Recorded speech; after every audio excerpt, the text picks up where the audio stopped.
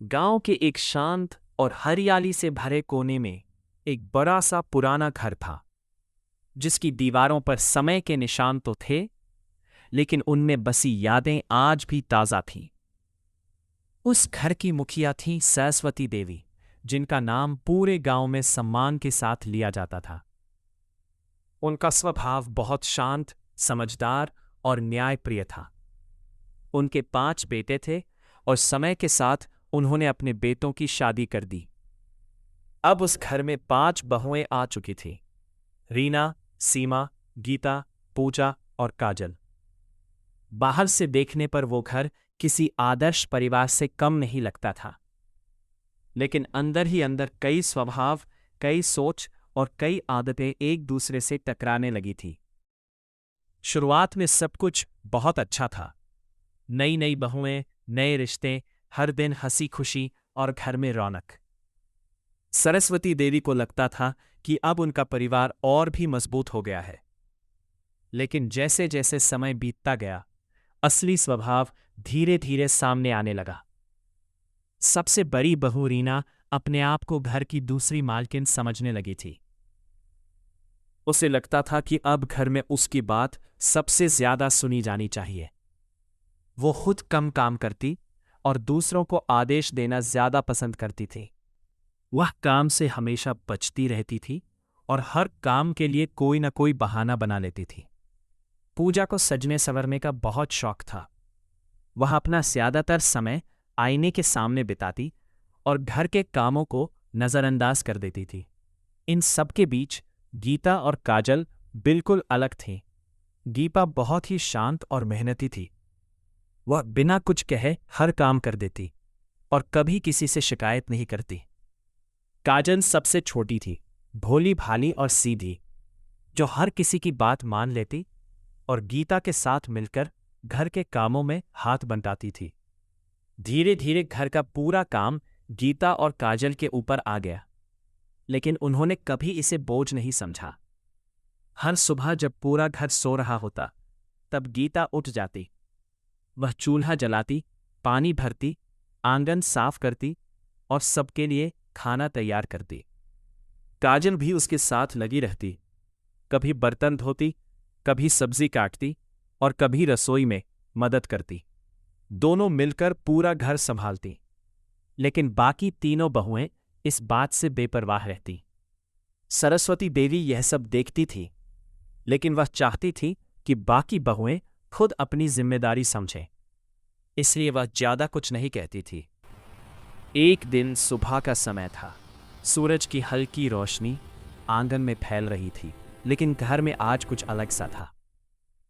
गीता बिस्तर पर पड़ी थी, उसका शरीर बुखार से तप रहा था। काजल उसके पास बैठी थी और बार बार उसका माथा छूकर देख रही थी। पहली बार ऐसा हुआ था कि गीता काम करने के लिए नहीं उठ पाई थी। घर की रसोई शांत थी, चूल्हा ठंडा पड़ा था और आंगन में गंदगी फैली हुई थी। सरस्वती देवी ने जब ये देखा तो उन्हें चिंता हुई। उन्होंने बाकी बहुओं को आवाज दी और कहा कि आज वे लोग घर का काम संभाल लें। लेकिन रीना ने साफ कह दिया कि वो ऐसे काम नहीं करेगी, क्योंकि वो बड़ी बहू है। सीमा ने सिर दर्द का बहाना बना लिया और पूजा ने कहा कि उसे बाहर जाना है। किसी ने भी आगे बढ़कर जिम्मेदारी नहीं ली। काजल ने अकेले ही सब कुछ संभालने की कोशिश की। उसने रसोई में जाकर चूल्हा जलाया, पानी रखा, लेकिन इतने बड़े घर का काम उसके लिए बहुत ज्यादा था। वो थकने लगी, लेकिन फिर भी उसने हार नहीं मानी। उसकी आंखों में चिंता थी, गीता की तबीयत के लिए और घर की हालत के लिए। उसी समय खबर आई कि कुछ मेहमान घर आने वाले हैं। ये सुनते ही सरस्वती देवी और भी परेशान हो गईं। उन्होंने सोचा कि अगर घर की ये हालत मेहमानों ने देख ली तो क्या होगा। उन्होंने खुद काम करने की कोशिश की, लेकिन उम्र के कारण उनका शरीर साथ नहीं दे रहा था। हाथ कांप रहे थे और सांस तेज चल रही थी। काजल ने ये सब देखा तो वह तुरंत उनके पास आई और बोली कि माँ जी, आप बैठ जाइए, मैं सब कर लूंगी। उसकी आवाज में आत्मविश्वास था, लेकिन दिल में थोड़ी घबराहट भी थी। उसने रसोई संभाली, जितना हो सकता था घर को साफ किया और मेहमानों के लिए तैयारी करने लगी।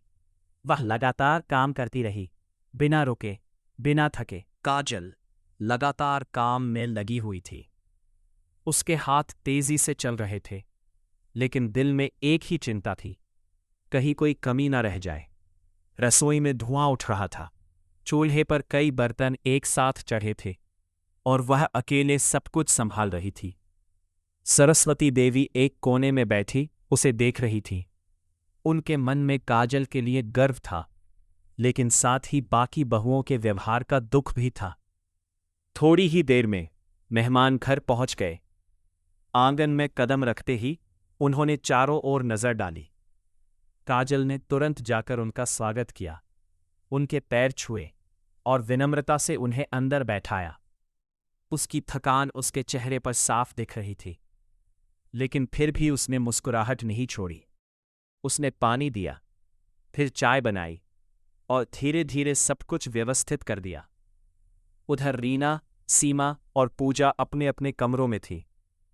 उन्हें इस बात की कोई चिंता नहीं थी कि घर में क्या हो रहा है। वे अपने अपने कामों में व्यस्त थीं, जैसे ये घर उनकी जिम्मेदारी ही न हो।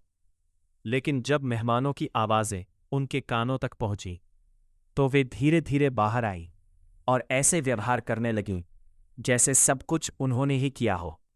मेहमानों ने जब काजल की सेवा देखी तो वे बहुत प्रभावित हुए।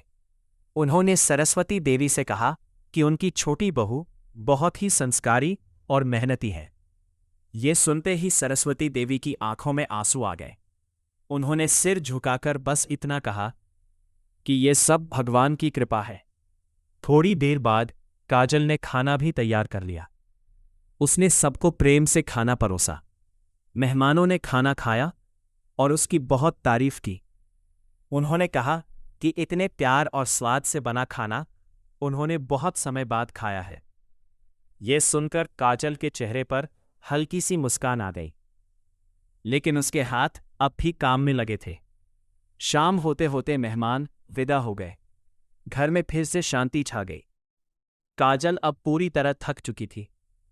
वो धीरे धीरे जाकर गीता के पास बैठ गई और उसका हाल पूछने लगी। गीता ने कमजोर आवाज में पूछा कि सब ठीक रहा या नहीं। काजल ने मुस्कुराकर कहा कि सब ठीक हो गया, लेकिन उसकी आंखों में थकान साफ झलक रही थी। यह सब देखकर सरस्वती देवी का दिल भर आया। उन्होंने तय कर लिया कि अब समय आ गया है कि घर में सच सामने आए। रात को उन्होंने सभी बहुओं को अपने पास बुलाया। उनका चेहरा गंभीर था, लेकिन उनकी आंखों में ममता और सच्चाई थी। उन्होंने धीरे धीरे बोलना शुरू किया। उन्होंने कहा कि घर सिर्फ दीवारों से नहीं बनता, बल्कि उन लोगों से बनता है जो उसमें रहते हैं। उन्होंने कहा कि आज जो हुआ उसने उन्हें बहुत कुछ सिखा दिया है। उन्होंने बिना किसी का नाम लिए यह समझा दिया कि घर में कौन जिम्मेदारी निभा रहा है और कौन उससे भाग रहा है। रीना, सीमा और पूजा चुपचाप खड़ी थीं। उनके पास कोई जवाब नहीं था। उनके चेहरे पर शर्म साफ दिखाई दे रही थी। सरस्वती देवी ने आगे कहा कि अधिकार जताना आसान होता है, लेकिन जिम्मेदारी निभाना बहुत मुश्किल होता है, और वही इंसान सच्चा सम्मान पाता है जो अपने कर्तव्यों को निभाता है। उनकी बातें सीधे दिल में उतर गईं। पहली बार तीनों बहुओं को अपनी गलती का एहसास हुआ। उन्होंने देखा कि गीता बीमार होने के बावजूद शांत थी और काजल ने बिना किसी शिकायत के पूरे घर को संभाल लिया। उनके अंदर पछतावा जाग उठा। उस रात तीनों बहुएं अपने अपने कमरे में सो नहीं पाईं। उनके मन में बार बार वही बातें घूम रही थी। उन्हें महसूस हुआ कि उन्होंने अब तक सिर्फ अपने बारे में सोचा, कभी घर और परिवार के बारे में नहीं सोचा। सुबह होने से पहले ही घर में हलचल शुरू हो गई। आज कुछ अलग था। सबसे पहले सीमा उठी। उसने चुपचाप जाकर रसोई संभाली और चूल्हा जलाया। पूजा ने भी बिना कहे झाड़ू उठाई और आंगन साफ करने लगी। रीना सीधे गीता के कमरे में गई। वो धीरे से उसके पास बैठी और उसका हाथ पकड़ लिया। उसकी आंखों में आंसू थे। उसने धीमी आवाज में कहा कि उसने बहुत गलती की है और उसे माफ कर दिया जाए। गीता ने उसे देखा और हल्की सी मुस्कान दी। उसने कहा कि गलती मान लेना ही सबसे बड़ी बात होती है और घर सबका होता है, इसलिए सबको मिलकर ही इसे संभालना चाहिए। यह सुनकर रीना का दिल हल्का हो गया। उसने पहली बार महसूस किया कि असली खुशी दूसरों को आदेश देने में नहीं, बल्कि साथ मिलकर काम करने में है। उस सुबह घर का माहौल बिल्कुल अलग था। सूरज की पहली किरण जैसे ही आंगन में पड़ी, वैसे ही घर के अंदर एक नई शुरुआत की हल्की सी आहट महसूस होने लगी। सीमा रसोई में खड़ी चूल्हा जला रही थी। उसके हाथ थोड़े कांप रहे थे, क्योंकि शायद ये पहली बार था जब वो बिना बहाने के काम कर रही थी। दूसरी तरफ पूजा आंगन में झाड़ू लगा रही थी। उसकी आदत नहीं थी ये सब करने की, लेकिन आज उसके चेहरे पर एक अलग ही संजीदगी थी। रीना गीता के पास बैठी थी। वो उसके माथे पर ठंडे पानी की पट्टी रख रही थी। उसकी आंखों में अब वो घमंड नहीं था, बल्कि एक सच्चा पछतावा था। गीता ने धीरे से आंखें खोली और रीना को अपने पास देखकर हल्का सा मुस्कुराई। वो कुछ कहना चाहती थी, लेकिन उसकी कमजोरी उसे बोलने नहीं दे रही थी। रीना ने उसका हाथ पकड़कर कहा कि अब उसे कुछ कहने की जरूरत नहीं है, सब कुछ समझ आ चुका है। काजल ये सब देखकर चुपचाप खड़ी थी। उसके दिल में खुशी भी थी और सुकून भी। उसे लग रहा था कि आखिरकार ये घर सच में एक परिवार बनने की ओर बढ़ रहा है। थोड़ी ही देर में सरस्वती देवी भी आंगन में आई। उन्होंने देखा कि घर का हर कोना आज अलग लग रहा है। रसोई से खाने की खुशबू आ रही थी। आंगन साफ था और सबसे बड़ी बात, हर बहू अपने अपने काम में लगी हुई थी। ये देखकर उनके चेहरे पर एक हल्की मुस्कान आ गई। उन्होंने मन ही मन भगवान का धन्यवाद किया। धीरे धीरे दिन बीतने लगे और ये ही बदलाव अब आदत बनने लगा। अब कोई भी काम किसी एक के भरोसे नहीं रहता था।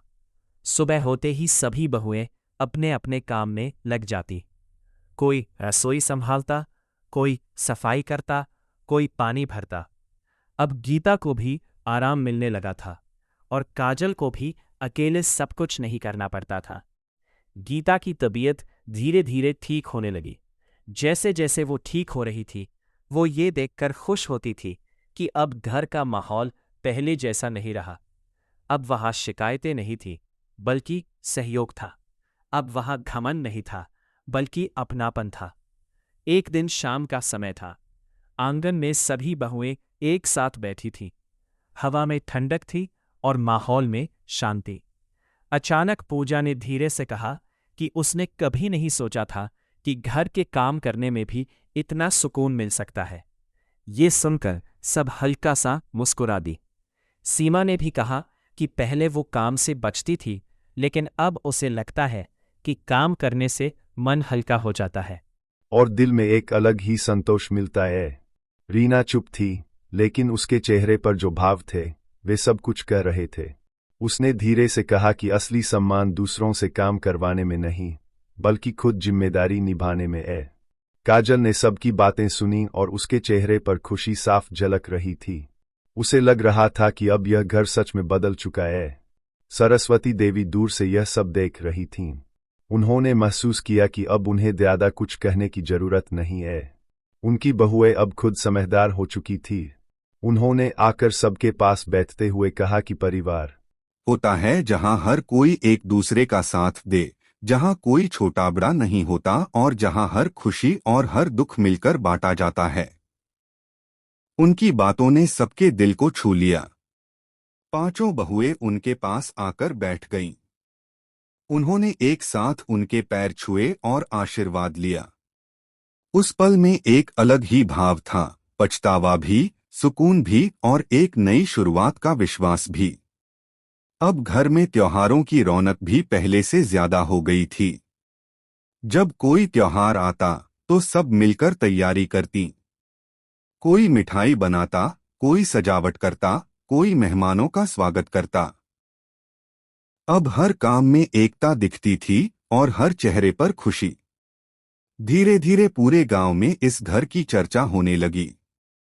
लोग कहते कि इस घर में पहले सब अलग अलग थे, लेकिन अब यह एक मिसाल बन गया है। यहाँ हर कोई एक दूसरे की इज्जत करता है और हर काम मिलकर करता है। एक दिन सरस्वती देवी आंगन में बैठी थीं। उनके सामने पांचों बहुएं काम कर रही थीं और हंसते हुए बातें कर रही थीं। यह देखकर उनके चेहरे पर एक गहरी संतुष्टि थी। उन्होंने सोचा कि यही तो वह चाहती थीं, एक ऐसा परिवार जहां सब साथ रहें, एक दूसरे को समझें और एक दूसरे का साथ दें।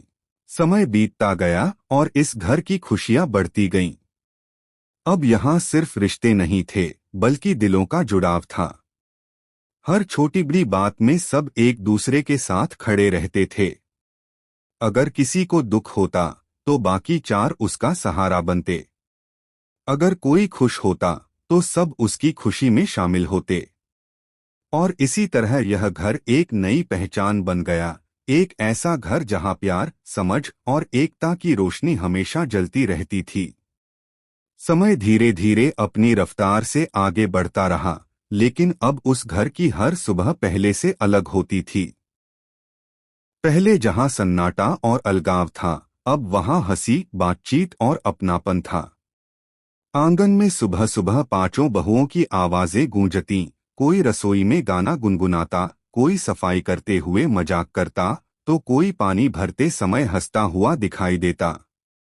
सरस्वती देवी यह सब देखकर हर दिन भगवान का धन्यवाद करती कि उनका परिवार अब सच में एक हो गया है।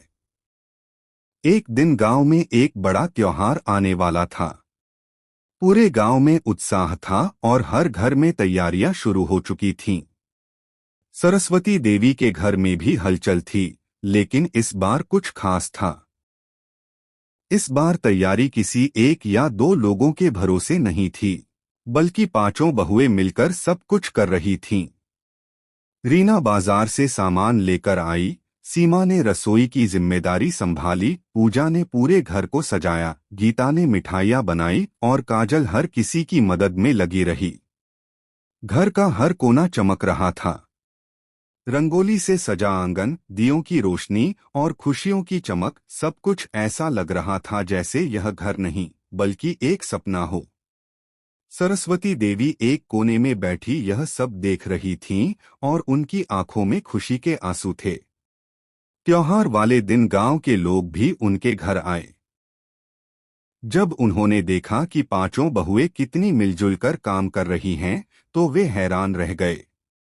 उन्होंने सरस्वती देवी से कहा कि उनका परिवार सच में एक मिसाल बन गया है। यह सुनकर सरस्वती देवी ने मुस्कुराकर अपनी बहुओं की तरफ देखा और उनकी आंखों में गर्व साफ झलक रहा था। शाम को जब पूजा खत्म हुई तो सब एक साथ आंगन में बैठ गए। चारों तरफ दियों की रोशनी थी और आसमान में चांद चमक रहा था। उस शांत माहौल में सरस्वती देवी ने धीरे से बोलना शुरू किया। उन्होंने कहा कि जीवन में सबसे बड़ी दौलत पैसा या चीजें नहीं होती, बल्कि परिवार का साथ और आपसी प्यार होता है। उन्होंने कहा कि जब घर के लोग एक दूसरे को समझते हैं और साथ देते हैं, तो हर मुश्किल आसान हो जाती है। उनकी बातें सुनकर पांचों बहुओं की आंखें नम हो गईं। उन्हें अपने पुराने दिन याद आ गए, जब वे एक दूसरे से दूर थीं, जब घर में एकता नहीं थी। लेकिन आज सब कुछ बदल चुका था। अब वे सिर्फ एक ही घर में रहने वाली बहुएं नहीं थीं, बल्कि एक दूसरे की सच्ची साथी बन चुकी थीं। रीना ने आगे बढ़कर कहा कि उसने कभी नहीं सोचा था कि एक दिन वह इस तरह सबके साथ बैठकर सुकून महसूस करेगी। सीमा ने कहा कि उसने काम से बचकर हमेशा खुद को ही नुकसान पहुंचाया था। पूजा ने माना कि उसने दिखावे में बहुत समय गंवाया, लेकिन असली खुशी तो परिवार के साथ होती है। गीता चुपचाप सब सुन रही थी, लेकिन उसके चेहरे पर जो संतोष था वह सबसे ज्यादा गहरा था। काजल की आंखों में खुशी के आंसू थे, क्योंकि उसने हमेशा यही सपना देखा था कि यह घर एक परिवार बने। पांचों बहुएं एक साथ उठीं और सरस्वती देवी के पास जाकर उनके पैर छूने लगीं। उन्होंने कहा कि उन्होंने उन्हें सिर्फ घर चलाना नहीं बल्कि परिवार बनाना सिखाया है। सरस्वती देवी ने उन्हें गले लगा लिया। वह पल बहुत ही भावुक था, जैसे सालों की दूरियां एक ही पल में खत्म हो गई हों। उस रात घर में एक अलग ही शांति थी। दियों की रोशनी धीरे धीरे कम हो रही थी, लेकिन दिलों में जो रोशनी जली थी वह हमेशा के लिए थी। अब उस घर में कोई अकेला नहीं था, कोई अलग नहीं था। हर कोई एक दूसरे का सहारा था। समय के साथ यह घर पूरे गांव के लिए एक मिसाल बन गया। लोग अपने बच्चों को इस घर की कहानी सुनाते और कहते कि अगर परिवार में सच्चा प्यार और एकता हो तो हर घर स्वर्ग बन सकता है। और इसी तरह पांच बहुओं का वह ससुराल सिर्फ एक घर नहीं रहा, बल्कि एक ऐसी कहानी बन गया जिसे हर कोई सुनना और समझना चाहता था। एक ऐसी कहानी जो सिखाती है कि रिश्तों की असली ताकत प्यार, समझ और साथ में होती है।